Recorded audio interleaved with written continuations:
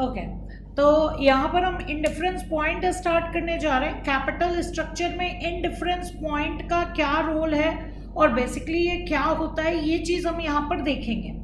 तो सबसे पहले मेरे को ये बताओ कि आप लोगों ने इकोनॉमिक्स में इंडिफरेंस पॉइंट पढ़ा होगा या और कहीं पढ़ा होगा? किसी को कोई आइडिया है कि इंडिफरेंस पॉइंट होता क्या है? एनी आइडिया कि इंडिफरेंस पॉइंट क्या होता है? कोई बताएगा? क्योंकि फाइनेंस वालों तो इंडिफरेंस मैं समझा दूंगी, लेकिन फिर आपको ये क्लैरिटी नहीं आएगी कि बेसिकली हम इंडिफरेंस पॉइंट निकाल क्यों रहे हैं। इंडिफरेंस पॉइंट अगर मैं एक जर्नल वे में बताऊं, ठीक है, पहले मैं आपको फाइनेंस से अलग जर्नल एग्जांपल बता रही हूँ ताकि आपको ये समझ में आए कि इंडिफरेंस पॉइंट का पर्पस क्या है। ठीक है, तो हम कॉमर्स वाले जो है ना, इंडिफरेंस पॉइंट जनरली वहाँ निकालते हैं जहाँ पर हमारा fixed cost and variable cost होता है। फिक्स कॉस्ट और वेरिएबल कॉस्ट आपको पता होगा कि फिक्स्ड और वेरिएबल कॉस्ट होता क्या है, आपको आइडिया होगा, राइट। तो जैसे अगर हम एक एग्जांपल ले लेते हैं कि आपको ये डिसीजन लेना है, जैसे हम यहाँ कैपिटल के रिगार्डिंग डिसीजन लेना है, ऐसे आपके सामने ये डिसीजन है कि आपको जेरोक्स मशीन बाय करनी चाहिए कि नहीं बाय करनी चाहिए। ठीक है, आप जेरोक्स मशीन बाय करोगे कि नहीं करोगे, आपको ये डिसीजन मेकिंग लेनी है, राइट। तो अगर हम यहाँ पे देखें तो हमारे पास दो ऑप्शन है, ठीक है।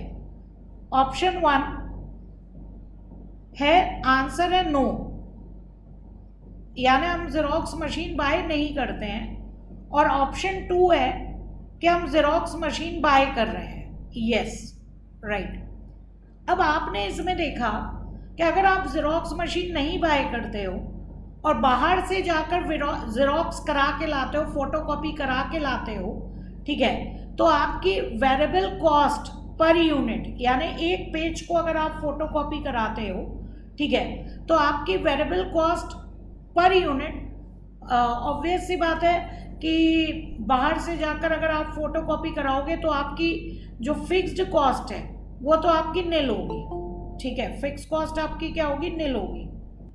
और वेरिएबल कॉस्ट की अगर हम बात करें, ठीक है, तो आप बाहर से जाकर अगर जेरोक्स कराते हो तो आपका मे बी 50 पैसा पर पेज, ठीक है, वेरिएबल कॉस्ट मैंने यहाँ पे आपको पर पेज दिया है, 50 पैसा पर पेज वहाँ पे लगे।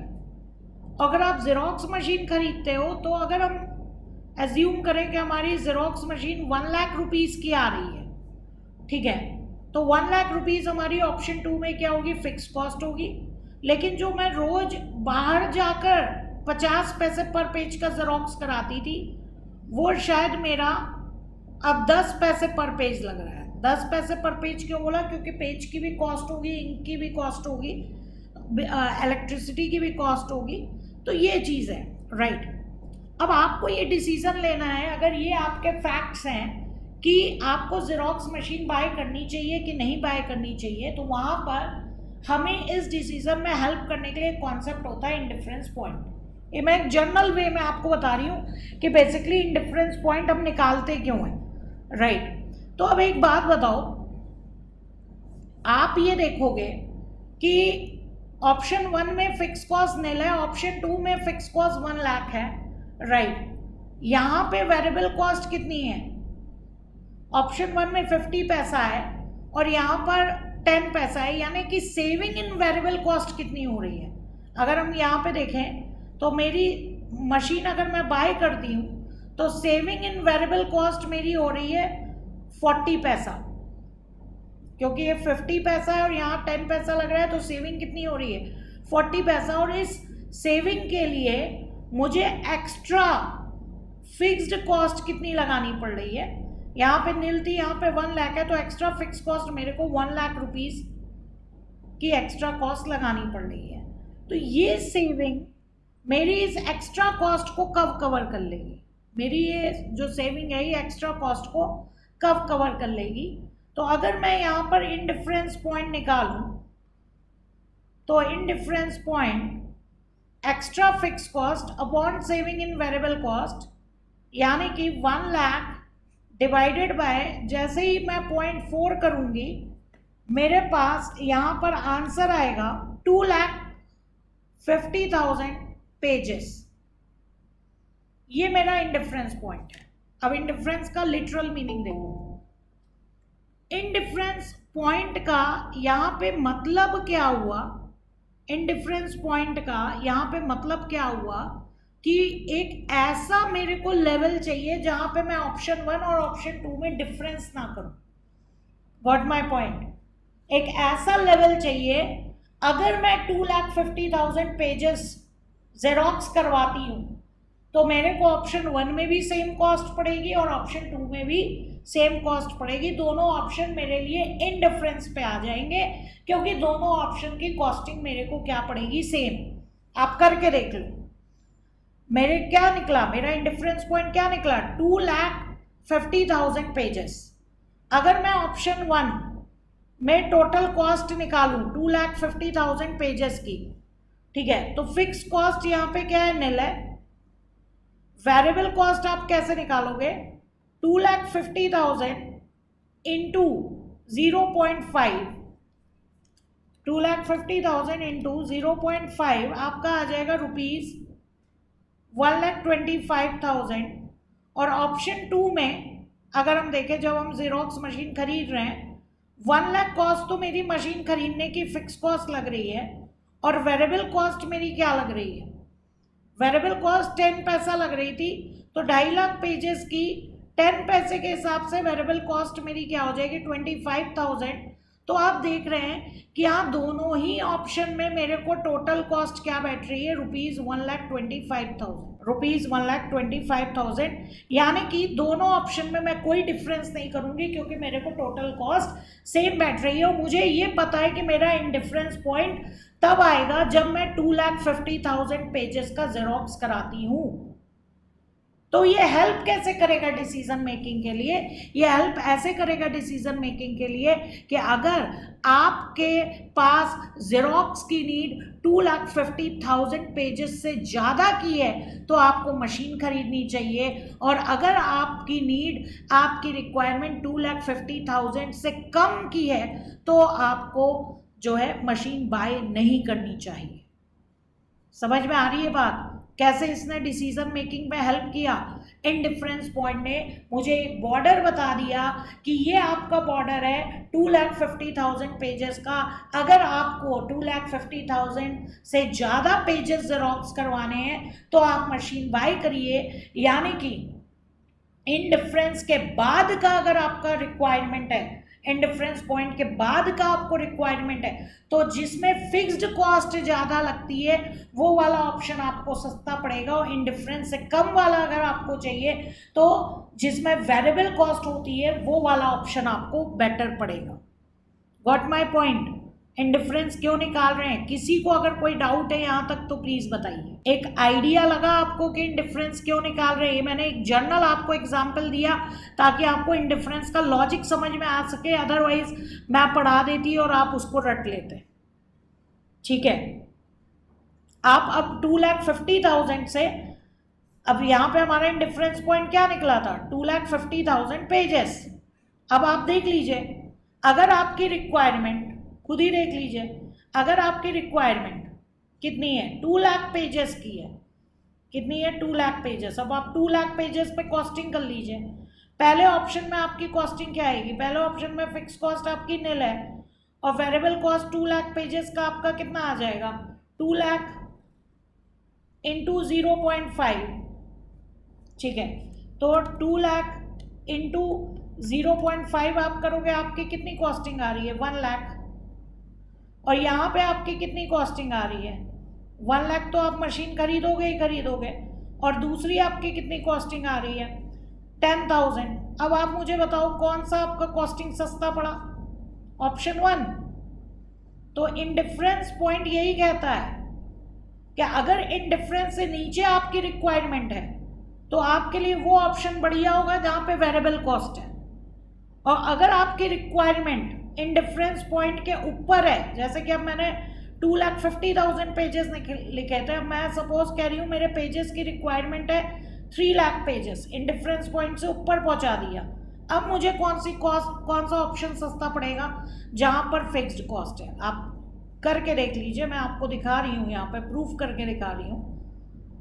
यहाँ पे 1 लाख लगेगा, ठीक है, वेरिएबल कॉस्ट 3 लाख है,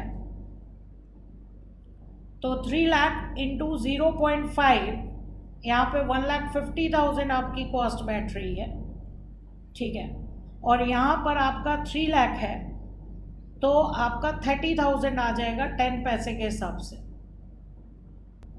अब आप यहाँ पे देखिए टोटल कॉस्ट आपको कौन सी सही बैठी, ऊपर वाले ऑप्शन में आपको ये बैठी थी, और यहाँ पे आपको टोटल कॉस्ट कौन सी सही बैठ रही है, आपको ऑप्शन 2 जो है वो ज़्यादा सही बैठ रहा है इन कंपैरिजन टू ऑप्शन 1। यानी कि अगर इन डिफरेंस पॉइंट के बाद की रिक्वायरमेंट है, उससे ज़्यादा की रिक्वायरमेंट है, तो आपको वो ऑप्शन बेहतरीन पड़ेगा जहाँ पे फिक्स्ड कॉस्ट ज़्यादा है, राइट। तो अब इसको हम कैपिटल स्ट्रक्चर में कैसे पढ़ेंगे।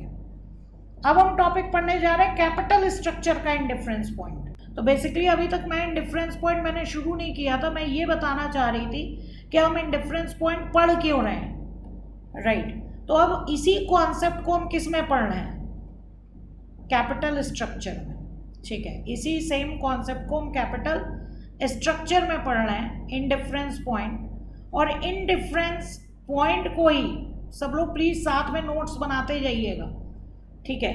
इन डिफरेंस पॉइंट को ही हम EBIT EPS एनालिसिस कहते हैं, इसके 2 नाम हैं, EBIT EPS एनालिसिस कहते हैं। इन डिफरेंस पॉइंट का ही दूसरा नाम है EBIT EPS एनालिसिस, राइट। अब एक बात बताइए, बेसिकली ये हम कैपिटल स्ट्रक्चर में इस थ्योरी को कैसे लगाएंगे। कैपिटल स्ट्रक्चर में आपको पता है 2 सोर्स ऑफ फाइनेंस की हम यहाँ पे बात कर रहे हैं, main 2 sources of finance, equity and debt. Equity पे जो हम डिविडेंड देते हैं वो वेरिएबल होता है, इक्विटी पे जो हम डिविडेंड देते हैं वो क्या होता है, वेरिएबल होता है। अगर हम इक्विटी की बात करें, ठीक है, तो आपको पता है इक्विटी पे आप डिविडेंड दे रहे हो, और डिविडेंड आप तभी देते हो जब प्रॉफिट होता है। अगर प्रॉफिट नहीं होता है तो आप डिविडेंड नहीं देते हो, तो आप इक्विटी पे डिविडेंड जो दोगे उसको क्या बोलोगे, वेरिएबल। और डेट पे जो आप इंटरेस्ट दोगे, बार बार मैंने आपको पढ़ाया है, इंटरेस्ट को इस बात से कोई मतलब नहीं है कि आपके बिजनेस में सेल हो रही है कि नहीं हो रही है, आपको देना ही देना है। यानी कि डेट पे जो आप इंटरेस्ट देते हो फिक्स्ड नेचर का होता है। गॉट माय पॉइंट, ठीक है। तो इन डिफरेंस पॉइंट में हम क्या पता कर रहे हैं, जैसे जेरोक्स मशीन में हम नंबर ऑफ पेजेस पता कर रहे थे इन डिफरेंस में, ठीक है। यहां हम इन डिफरेंस पॉइंट में हम EBIT पता कर रहे हैं, लेवल ऑफ EBIT। क्या पता कर रहे हैं, लेवल ऑफ EBIT। हम EBIT निकालेंगे, वो लेवल ऑफ EBIT निकालेंगे जिसमें EPS ऑफ 2 कैपिटल स्ट्रक्चर, अलग अलग capital structure, EPS of 2 capital structures would be same. समझ में आ रही है बात। जैसे वहां पर कॉस्ट सेम थी, जो अभी मैंने एग्जांपल बताया, हमने 2,50,000 पेजेस ऐसे निकाले जहां पे टोटल कॉस्ट सेम थी, वैसे ही हम इन डिफरेंस पॉइंट में पेजेस की जगह यहाँ पे क्या आ गया, लेवल ऑफ EBIT। हम वो लेवल ऑफ EBIT पता करेंगे जिसमें 2 कैपिटल स्ट्रक्चर के EPS यानी अर्निंग पर शेयर जो है वो क्या होंगे, सेम होंगे। समझ में आ रही है बात, ठीक है। अब यहाँ पे कुछ आपको फॉर्मूला देखना पड़ेगा, देख लीजिए। इन डिफरेंस पॉइंट में देखिए नोट्स में क्या लिखा है, देखिएगा। It is that level of EBIT eight which EPS of 2 capital structure is the same, ठीक है। तो पहली बात तो लाइन याद कर लीजिए कि इन डिफरेंस पॉइंट EBIT का वो लेवल है जहां पर 2 कैपिटल स्ट्रक्चर के EPS क्या होते हैं, सेम होते हैं। 2 कैपिटल स्ट्रक्चर के आपके EPS क्या होंगे, सेम होंगे। क्लियर है मेरी बात, ठीक है। EPS of 2 capital structures would be same. अब यहाँ पर सबसे पहले जब हमें ईपीएस कैलकुलेट करना है तो ईपीएस कैलकुलेट करने का फॉर्मूला पता होना चाहिए, ठीक है। तो सबसे पहले हमें फॉर्मूला पता होना चाहिए, राइट। अब यहाँ पे कैपिटल स्ट्रक्चर कितने टाइप के हो सकते हैं, ध्यान दीजिएगा। एक होता है इक्विटी प्लान। क्या होता है इक्विटी प्लान? इक्विटी प्लान का मतलब कि केवल इक्विटी शेयर्स होंगे, कोई डेट और प्रेफरेंस शेयर नहीं होगा। दूसरा होता है डेट प्लान, मतलब केवल इक्विटी एंड डेट होंगे, क्योंकि इक्विटी के बिना तो कंपनी चल ही नहीं सकती। तो यहाँ आप इक्विटी में केवल इक्विटी होता है, डेट प्लान में इक्विटी प्लस डेट होता है, और एक तीसरा होता है equity debt and preference plan, मतलब कि तीनों होगा। आप तीनों में यहाँ पे देखिएगा क्या क्या चीज़ें होंगी, अलग से लिख दे रही हूँ।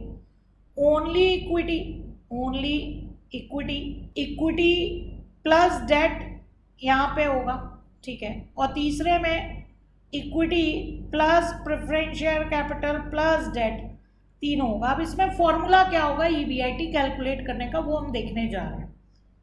देखो, आपको शुरू से मैंने सीक्वेंस, हर जगह सीक्वेंस आता है ईबीआईटी में से, अभी करवाया था कैपिटल स्ट्रक्चर के स्टार्टिंग में ही करवाया था। इंटरेस्ट माइनस करते हो क्या आता है ईबीटी, ईबीटी में से टैक्स माइनस करते हो, ठीक है, तो क्या आता है ईएटी, और ईएटी को, ईएटी में से प्रेफरेंस डिविडेंड माइनस करते हो तो क्या आता है आपका earnings available to equity share holders, जिसको हम ईएई लिख रहे हैं शॉर्ट में, earnings available to equity share holders, full form आप लिख लीजिएगा, और divided by number of equity shares. यहाँ पे देखिए मैंने इनकम स्टेटमेंट बनाया है, ठीक है, और यहाँ पे पूरा लिख दिया है कि ईबीआईटी माइनस इंटरेस्ट आपका ईबीटी आता है, फिर माइनस टैक्स करते ही ईएटी आता है, प्रेफरेंस डिविडेंड आप माइनस करते हो, earnings available to equity share holder आता है। तो जब हम earnings available to equity share holders जो अर्निंग होती है, earnings available to equity share holder, उसको नंबर ऑफ इक्विटी शेयर से डिवाइड करते हैं तो ईपीएस आता है, राइट। तो इन डिफरेंस पॉइंट में अब देखो एक बात बताना, इक्विटी प्लान में इंटरेस्ट होगा, आंसर है नील, ठीक है, इंटरेस्ट नहीं होगा।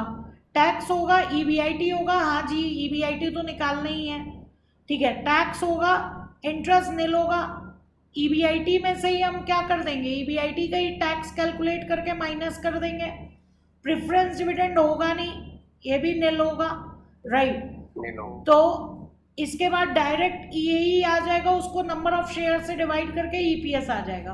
तो अगर मैं इसको इक्वेशन में लिखूं, ईपीएस निकालने की इक्वेशन लिखूं, तो इक्वेशन ये बन जाएगी, ईबीआईटी में से टैक्स माइनस किया 1 minus T, EBIT into 1 minus T upon number of equity shares.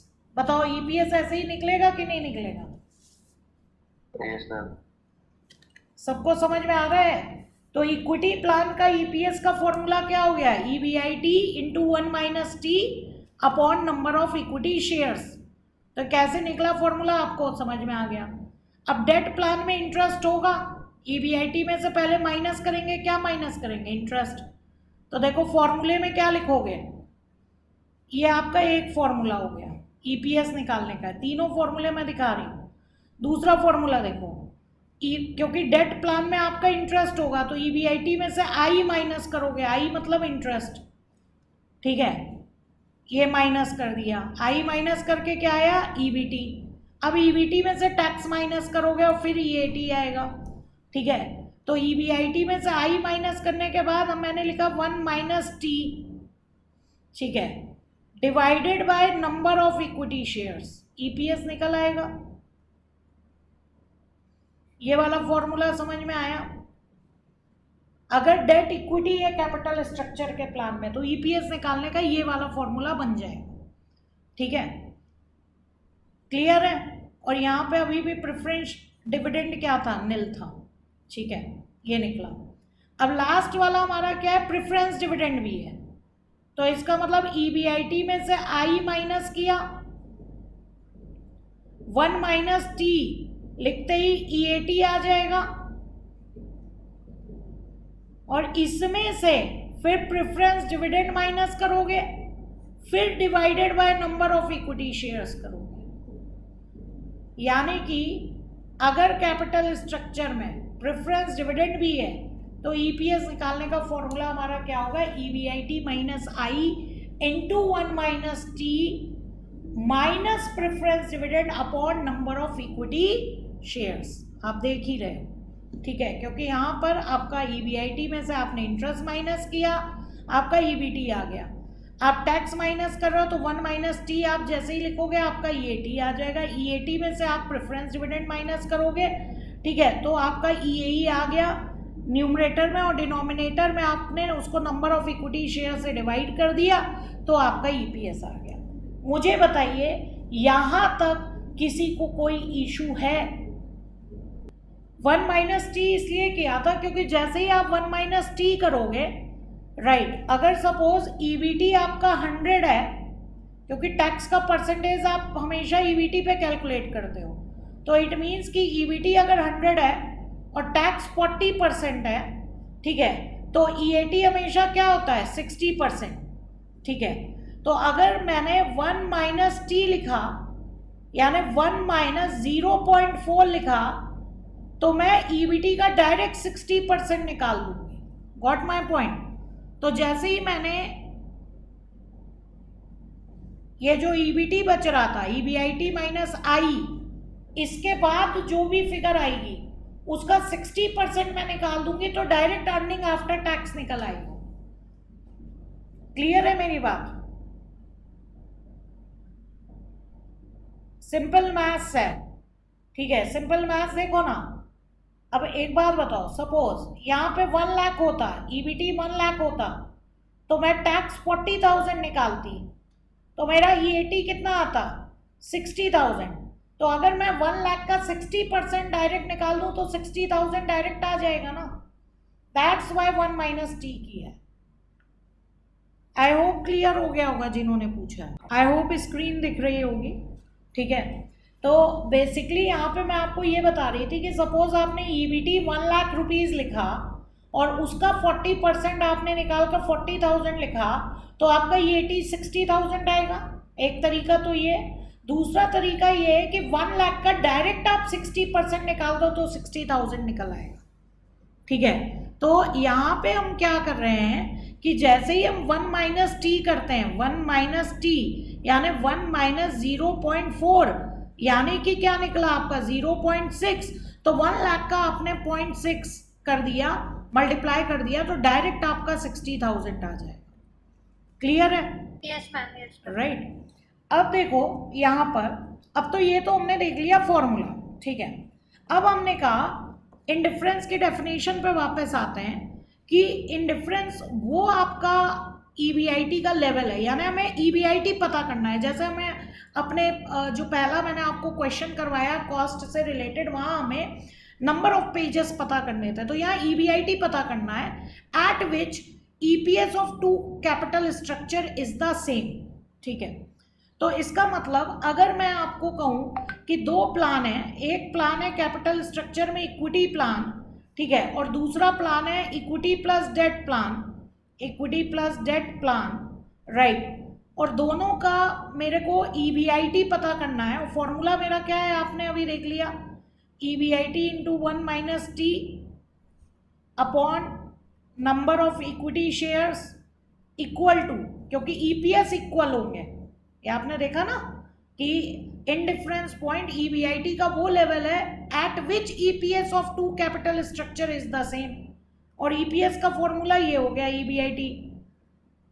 EBIT 1 minus T upon number of equity share, और इक्विटी डेट प्लान का क्या हो गया, EBIT minus I 1 minus T upon number of equity share. तो ये हमारा formula होगा equity plan के EPS का, क्योंकि इक्विटी प्लान का EPS इक्विटी डेट प्लान के EPS के क्या होगा, बराबर होगा। और हमें पता क्या करना है, EBIT, तो EBIT को हम क्या मान लेंगे x और EBIT पता कर लेंगे, ठीक है। तो हमारा क्या निकल आएगा, इंडिफरेंस पॉइंट। अब इसको हम एक न्यूमेरिकल से समझते हैं, बहुत इजी सा शॉर्ट सा मैंने न्यूमेरिकल डाला है ताकि आपको समझ में आए। तो मैंने बहुत इजी सा एक न्यूमेरिकल डाला है कि आपको चीज़ें समझ में आए। तो यहाँ पे आप देखिएगा फिफ्थ न्यूमेरिकल, यहाँ पे देखिएगा हम फिफ्थ को सॉल्व कर रहे हैं, ठीक है। अ न्यू प्रोजेक्ट, कंपनी का न्यू प्रोजेक्ट है, a new project under consideration requires a capital outlay 300 lakh rupees. तो कैपिटल कितनी चाहिए, टोटल कैपिटल चाहिए इनको 300 lakh, for which the funds can be either be raised by the issue of equity share. एक पहला option तो है कि केवल और केवल इक्विटी शेयर इशू करें, और दूसरा ऑप्शन ये है कि इक्विटी शेयर और, ये देखो लिखा है और, तो पहला ऑप्शन है for which the funds can be either be raised by the issue of equity share of ₹100, कि 100 रुपए के इक्विटी शेयर इशू करें, या bye the issue of equity shares of the value of 200 lakh का इक्विटी शेयर इशू करें, plus ये 15% होगा, plus 15% loan 100 lakh का इशू करें। तो 200 और 100 आपका कितना हो गया, 300। तो दो ऑप्शन है यहाँ पे, तो इसी को हम सॉल्व कर रहे हैं, ठीक है। इसी को हम सॉल्व करने जा रहे हैं यहाँ पर कि कैसे यहाँ पर इंडिफरेंस पॉइंट निकलता है, ये चीज़ हम यहाँ पे देख रहे हैं। तो यहाँ पे आप लिखिएगा solution 5 computation of indifference point. तो यहाँ पे आप देख रहे हो ऑप्शन 1 में, पहले कैपिटल स्ट्रक्चर में ऑप्शन 1 में उन्होंने केवल इक्विटी की बात की, तो मैं ऑप्शन 1 में लिखूंगी इक्विटी प्लान, और ऑप्शन 2 में उन्होंने इक्विटी प्लस डेट की बात की, तो मैं इसको लिखूंगी equity plus debt plan, right. Indifference के लिए मेरे को EBIT पता करना होता है दो कैपिटल स्ट्रक्चर के, ठीक है, जिसमें EPS सेम होगा, ठीक है। तो EPS का फॉर्मूला आपने अभी देखा इक्विटी प्लान का क्या था, EBIT into 1 - T upon number of equity shares, ये EPS हो गया ऑप्शन 1 का। ऑप्शन 2 का EPS क्या होगा, EBIT minus I into 1 - T upon number of equity shares, right. अब यहाँ पे क्वेश्चन में देखो ऑप्शन 1 में EBIT को तो हमें X मानना है, तो EBIT तो हमने X मान लिया क्योंकि EBIT तो हमें पता करना है।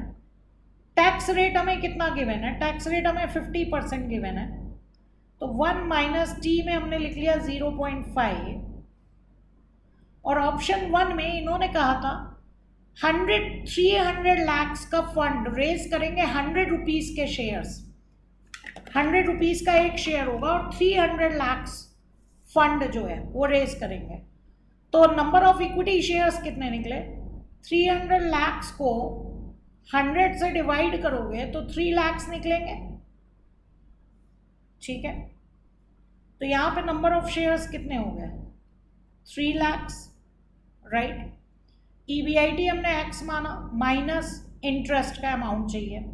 दूसरे ऑप्शन में कह रहे थे कि 200 लाख, क्योंकि टोटल 300 लाख फंड चाहिए, 200 लाख आपके क्या होंगे इक्विटी, और 100 लाख क्या होगा 15% लोन।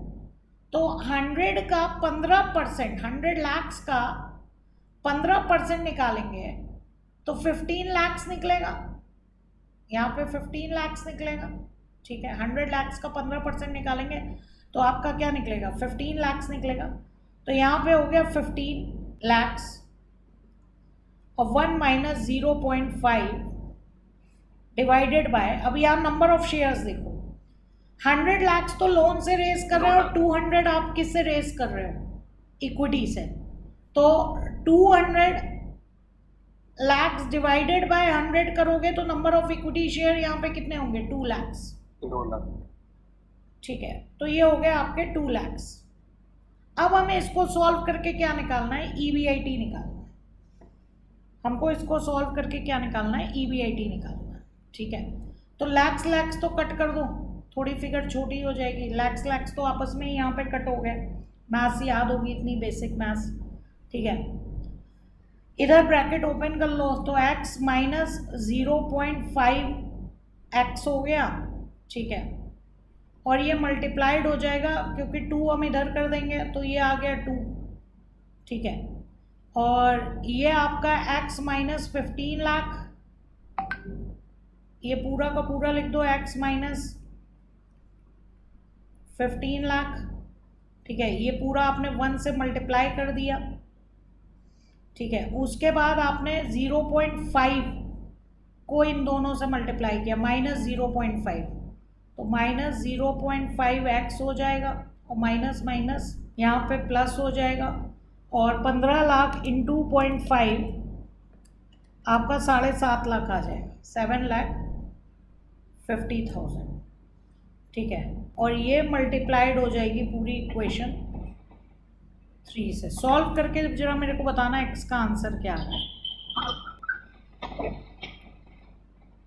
वैसे हम पहले इसको इंटरनल सॉल्व कर सकते थे, फिर ये पूरा करते। राइट, मैंने लिख दिया है 3x minus 1.5x 1.5x। Ma'am जो x की फिगर है उसको साइड में ले जाएंगे, पॉजिटिव ले जाएंगे, मतलब वो कितना आ रहा है फाइनल आंसर x का, कितना आ रहा है? तो अभी निकाल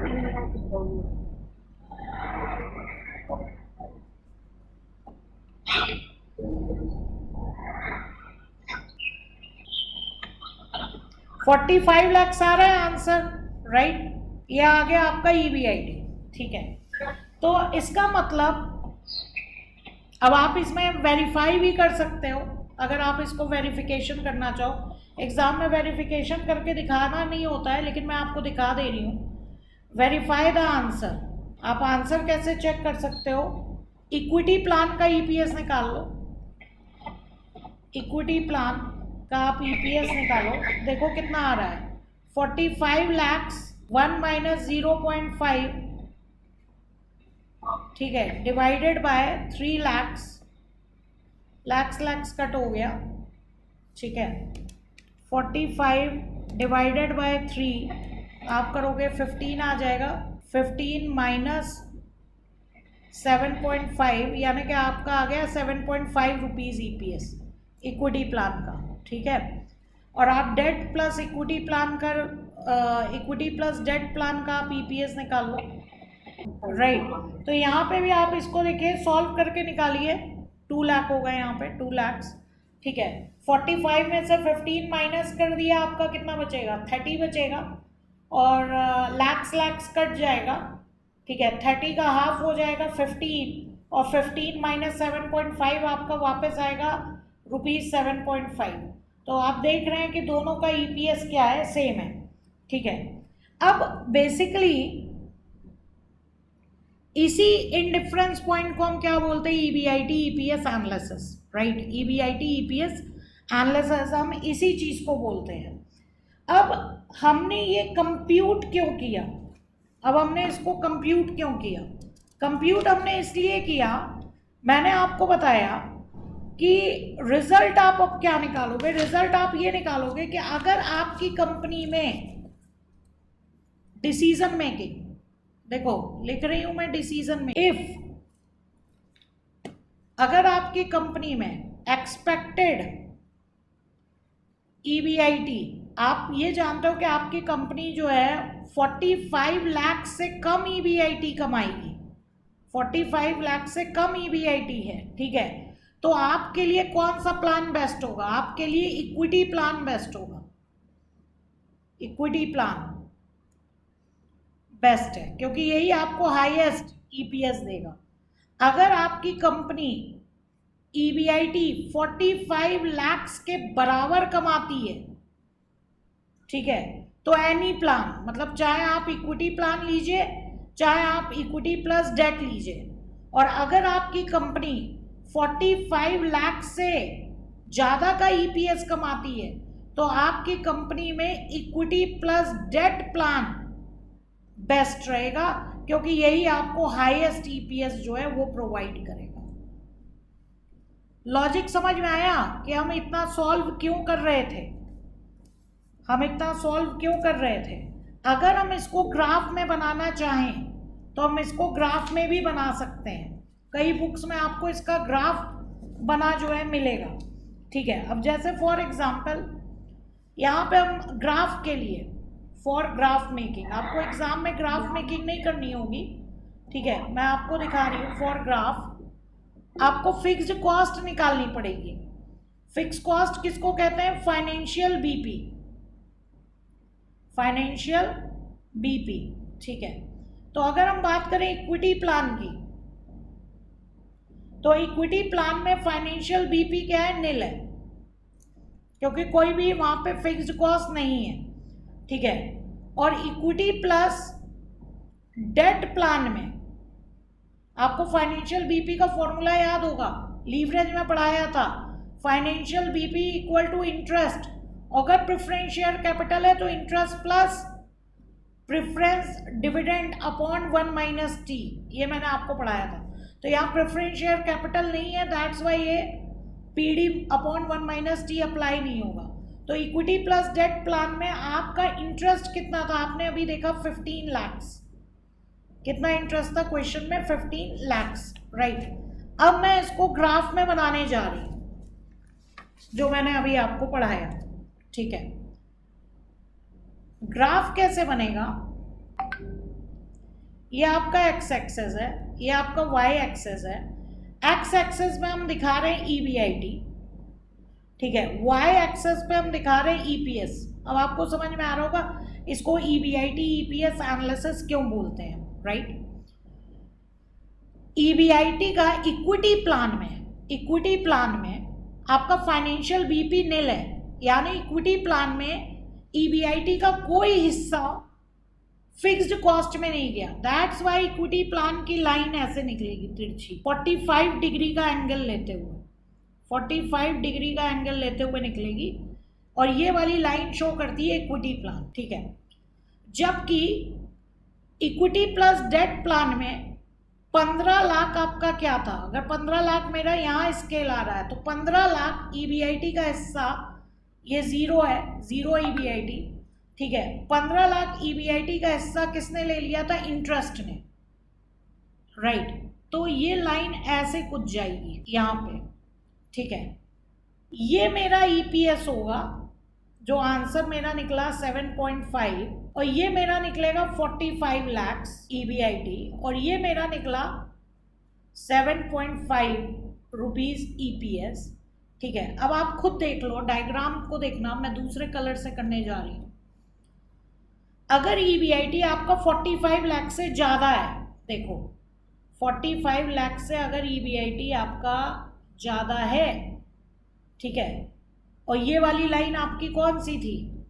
ये जो दूसरी लाइन थी, ये वाली,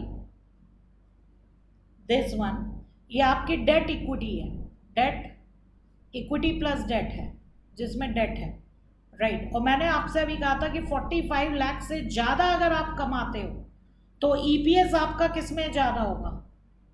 देखो ईपीएस आपका इक्विटी प्लस डेट में ज़्यादा होगा, मतलब कि ऐसा कैपिटल स्ट्रक्चर जहाँ पे फाइनेंशियल फिक्स्ड कॉस्ट है, यानी फाइनेंशियल बीपी है।